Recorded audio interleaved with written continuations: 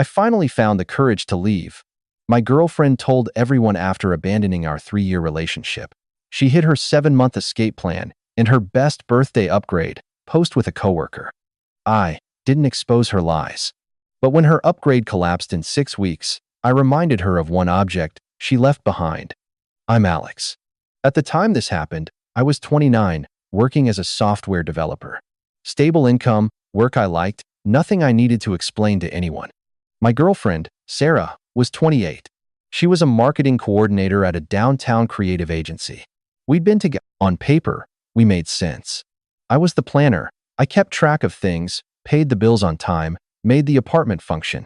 Sarah brought something else. She was spontaneous, social, genuinely warm when things were easy. She could make an ordinary Tuesday feel like it had a point. I loved that about her for a long time. The part I let myself not look at directly was a shift that started about a year in. Her friend group changed. A new circle came in from the agency world: Qley, Dom, a few others. They had a specific way of seeing things that ran through everything they said. Passion above everything else. Stability means you've stopped growing. Comfort is a warning sign you've given up. It was ambient, the background noise of every gathering with that group. I remember a specific dinner maybe 14 months in where someone looked at us and said, "You two are so stable," and laughed. Like it was a compliment and a diagnosis at the same time. Sarah laughed too. I didn't say anything. I filed it away as just how they talked. Those were the people I'd find later in the chat. And the word they'd said that night, stable, was the word they'd spend months turning into her primary problem with me. It was a Tuesday. Nothing notable about it. I came home from work the same as any other evening, no fight leading up to it, no tension building over weeks. Just Tuesday. Sarah wasn't there. The apartment had a different quality of quiet to it. I noticed that before I saw anything else. The note was on the kitchen table. Her apartment key was on top of it. I read it twice. She wrote that she needed more passion in her life, that she'd been choosing stability over what she actually wanted for too long, that this wasn't about me as a person she hoped I'd understand. 5 sentences. No, call me. No, we should talk. Just the note, the key, and my name at the top. I called her. Voicemail. I texted. Nothing. 48 hours. I'm not going to pretend I handled that cleanly. I went through the whole loop, convinced myself a real conversation was still coming, that she wouldn't end 3 years with a handwritten note, that there was more on the other side of the silence. I waited. She texted 2 days later. She needed space. The relationship had run its course. She hoped I could eventually see it that way. She didn't offer to meet. She didn't call. Jake called a few days after that. He was careful with his words, clearly trying to find the right approach. He told me he'd heard Sarah was seeing someone. A coworker, Mike. It had started almost immediately after she left. I asked if he'd known before. He said no. I believed him. I sat with all of that for a while. 3 years, ended by a note. A new person already in place. And the message delivered by text, after 48 hours of silence, that this was just how things had gone. I almost accepted that framing. Then, I picked up her iPad. Sarah's iPad was still on the kitchen counter. She hadn't come back for it, hadn't arranged for anyone to collect it. It had been sitting there for days. She'd used it as a shared device for months, left it on the counter like it belonged. I picked it up. A notification came through as I was holding it. A group chat message. I could see the preview on the lock screen, a message from Qley, and I could see my name in the text. I unlocked it. She hadn't changed the code. The chat was called something like Upgrade Era with a couple of sparkle emojis. I scrolled up to find the beginning. 7 months ago. 7 months of messages. About me, about Sarah's options, about what she should do and when. Not urgent messages, measured ones. Her friends asking questions, Sarah answering. A running conversation in the background of the last half of our relationship. While we were going to Jake and Priya's engagement party. While I was putting her name down as my +1. I scrolled to an exchange around the 4-month mark. A friend asked her directly, "Are you still thinking about leaving?" Sarah wrote back, "Honestly, I'm starting to wonder too." I read that 3 times. That's the line in the title of this video. Her exact words. Written to her friends, about me, while we were still together. While I was still paying rent and planning a life. I put the iPad down. Then I went back through the last year with new information. The anniversary trip she'd canceled 8 months before the note, work complications, she'd said, and I'd believed her. The birthday where she'd seemed distracted, quietly underwhelmed by the restaurant I'd picked without fully saying why. A text from about 8 months back, where I'd suggested a weekend away, and she'd said, "Let me check with the girls," and then the subject quietly disappeared. I hadn't pushed. I told myself she was busy. I knew now what each of those pauses meant. She hadn't become unhappy at the end. She'd been done for most of the year. The chat had been running in the background of every canceled plan and distracted birthday. While she was discussing her options, I was assuming the distance was just life. I wasn't blindsided. I was just the last one to find out. A few days after I found the chat, Jake called again. He was careful about how he said it, but the message was clear. A version of this story was already in circulation. Sarah had been talking to people. Her version: the relationship hadn't been working for a long time. Alex was emotionally unavailable. She'd finally had the courage to leave and grow. A few mutual friends had already pulled back from me. One person suggested I hear her out. I told Jake I'd talk to him in person. Left it there. Then her mother called. First voicemail, conciliatory. Sarah needed time. This was hard on everyone. She hoped I was okay. I let it go. The second voicemail came about a week later. Different. Alex, I think you two both had problems. She just had the courage to say it first. I saved it. Then came the Instagram activity. Sarah and Mike, out at the kinds of places I'd never suggested. Things that photographed well. About 2 weeks after the note, she posted a birthday photo, big smile, something expensive in hand, captioned, "Best birthday upgrade." I screenshotted it. Not for anyone. I just wanted a record of it. The word upgrade. The same vocabulary from the group chat, from every conversation with that circle. She'd taken the language from those private messages and put it on her public profile, 2 weeks after leaving a note on my kitchen table. About 6 weeks after that, a tagged photo appeared. Someone posted it, clearly not knowing or caring about any of this: a bar, a group shot, Mike visible in the background. Not alone. The comment section noticed. Within a day, Sarah's account was private. The upgrade era posts had stopped. I saw it the day it went up. I didn't comment, didn't send it to anyone. I just noted it. The upgrade had lasted about 6 weeks before it started collapsing publicly. And the story Sarah had put into circulation, the one where she'd bravely left an emotionally unavailable relationship, had a significant problem. The timeline and the actual sequence of events didn't match what she'd described. I had the timestamps. I had the screenshots. I had her mother's voicemail. I started building a folder. I'm a developer. My instinct when something's broken is to understand the full scope of it before doing anything else. That's not a virtue, it's just how I'm wired. So I documented. Screenshots of the group chat, enough to establish the timeline dated from 7 months before the note. Both voicemails. The birthday post with its caption, the tagged bar photo. And then I pulled my text thread with Sarah, specifically the message where she'd told me the relationship had run its course naturally. I put that message next to the group chat timestamps. If things had run their course naturally, they'd been running since roughly the beginning of the year we broke up. The gradual, mutual framing of her text "things just ended," we both knew didn't survive contact with the dates on those messages. I put all of it in a folder. Closed it. Didn't open it again. The following week, I texted Sarah. Short, professional. She should arrange to collect her remaining things, some clothes, books, her iPad by a specific date, and confirm the time in advance. She sent a friend. I made sure I wasn't home. I came back to a quieter apartment, her things gone, no contact between us at any point in the process. I didn't tell anyone about the folder. I wasn't planning to deploy it. I built it because I needed an accurate record of what had actually happened, in case the version circulating in the mutual network ever got bad enough to require a correction.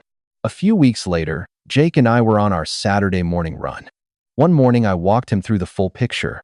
The chat, the timestamps, the voicemail from her mother, the caption, the sequence. Everything. He went quiet. Stayed that way for a while. Then he told me Priya had known something. Not everything, but something.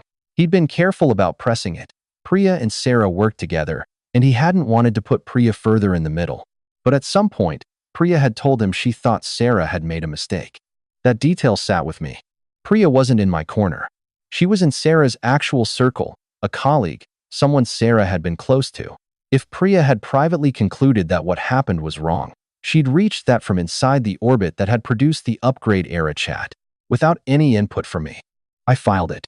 2 months after the note, Sarah left a final voicemail. Steady voice this time, not frantic. She said she thought she'd made a mistake. Asked if we could talk. I listened once. Put my phone down. Went back to what I'd been doing. I want to be honest. I thought about calling her back. Not to revisit anything. The chat had made that impossible. Her mother's voicemail had finished whatever remained, and the upgrade had lasted 6 weeks. It was done. But I'd spent 3 years with this person, and something in me kept saying a real conversation was still the right thing to offer. Every time, I came back to the same answer. There was nothing to say. Not out of coldness. Because I'd already had every version of that conversation with myself. I understood what had happened. She'd spent 7 months planning an exit while I was fully committed. She'd left a note. Her mother had called and suggested we both shared equal fault. There was nothing she could add that would change the sequence of events, or what the timestamp showed, or what I now understood about that year. I didn't call back. I told 2 close friends. Not a group statement, just the people who needed to know. I showed them the relevant parts of the folder. Said my piece. Closed the subject. I told them so they knew. I didn't tell them so they'd do anything. Then I got back to work. The lead project I'd been putting off for months, partly because the relationship had been taking up bandwidth I hadn't fully tracked. I took it on. Jake and I kept the Saturday runs going. I slept better than I had in a while. 6 months after the note, I had a new title at work. Not dramatic. Just what happens when your attention is undivided. I met Emily about a month after that. Mutual colleagues' birthday drinks, low-key bar, nothing remarkable about the evening. We ended up talking for most of it. 4 months in, I mentioned Sarah once, just as context, not a story. Emily said, I know. You mentioned her once, a while back. I figured this would eventually come up. Then she moved on to the next thing, like it wasn't a weight she needed me to put down first. Jake's wedding invites arrived 2 weeks later. I RSVP'd for 2. I told Emily in advance. Not a production just. My ex is going to be at this wedding. It's been about 2 years. I'm fine, but you should know. She said, okay, thanks for telling me. We moved on to other things. Jake's wedding was at a garden venue, early afternoon, clear weather. Jake came over when he saw us arrive and hugged me with the specific energy of someone who's genuinely relieved. He was warm with Emily right away, real, not performative. Priya was nearby. She smiled at both of us. Careful. The smile of someone navigating a complicated day. I knew Sarah would be there. I'd known for weeks. By the morning of the wedding, I found that I genuinely didn't need to manage anything around it. The ceremony was in the garden. Jake and Priya wrote their own vows direct, specific, not too long. I liked them. At the reception, Emily and I were at a table with Jake's college friends. Easy, familiar, people I'd known for years. When we came in, I registered Sarah's table across the room, noted the empty chair beside her, and turned back to my table. I was at a wedding. That's where my attention was. Emily stepped away at some point during the reception to talk to someone from Priya's side she'd met earlier. I was mid-conversation with one of Jake's old roommates about something completely unrelated to any of this. That's when Sarah sat down across from me. She had the composure of someone who'd rehearsed the moment. She sat carefully, looked at me directly, and said, "You look good." I said, "Thanks." She asked how I was doing. "Fine." She said she'd been meaning to reach out. I said, "I know." She'd left voicemails. She knew I knew. A pause. Then, "I think I made a mistake." I looked at her.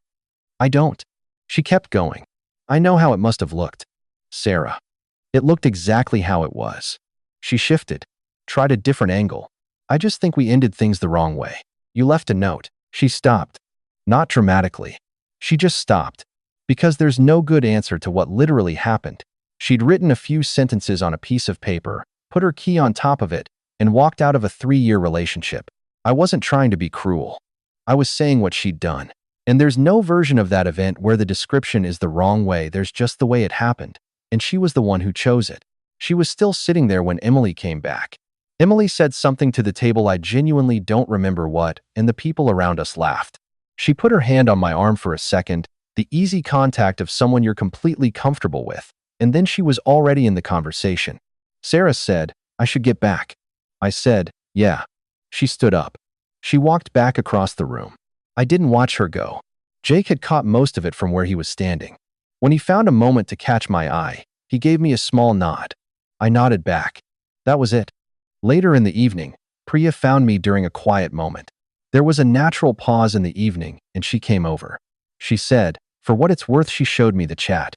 Before she ended things, said she needed an outside opinion. Priya's expression said more than the sentence. I told her she was making a mistake. I said, I know. Jake mentioned something. She didn't listen. We stood there for a moment. Then she went back to her guests, and I went back to my table. I hadn't shown anyone a screenshot at the wedding. I hadn't told the story to the room. I hadn't done anything except be there, be present, and give a 4-word answer to something that had been unresolved for 2 years. The folder stayed closed the whole night. Priya had reached her own conclusion from inside Sarah's own circle, without any help from me. I went back to my table. Emily was laughing at something. I sat down and listened.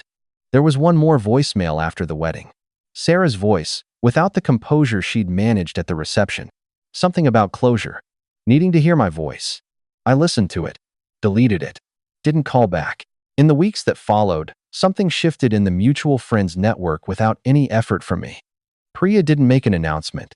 She didn't tell anyone what she'd said to me at the reception. She just quietly stopped backing Sarah's version of events when it came up. Stopped filling in the narrative that the relationship had naturally run its course, that Alex hadn't been showing up the way she needed. In a shared social network, that kind of silence carries weight. The emotionally unavailable version of me started losing traction.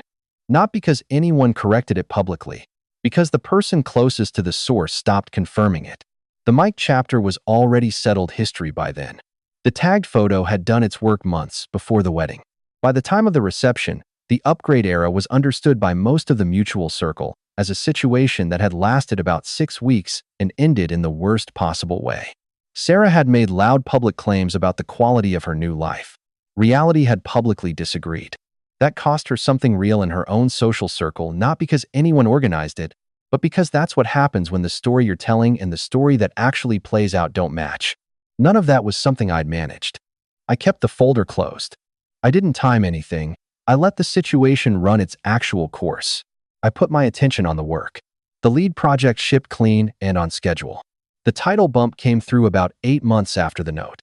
The team grew the following year. Emily and I moved in together about 12 months after Jake's wedding. Easy decision, made over dinner, sorted out in a weekend. At some point I found Sarah's iPad in the back of my closet. I wiped it and gave it to my younger cousin, who needed one for school. I found the note in a drawer about a year after that. Read it once. Folded it back up, put it on the counter. A few weeks later, I threw it away. I don't keep the folder open. I don't need her to admit anything. I don't need the people who believed her version to come back around. The outcome is what it is, and the outcome is fine. She wanted fire. I had no interest in burning.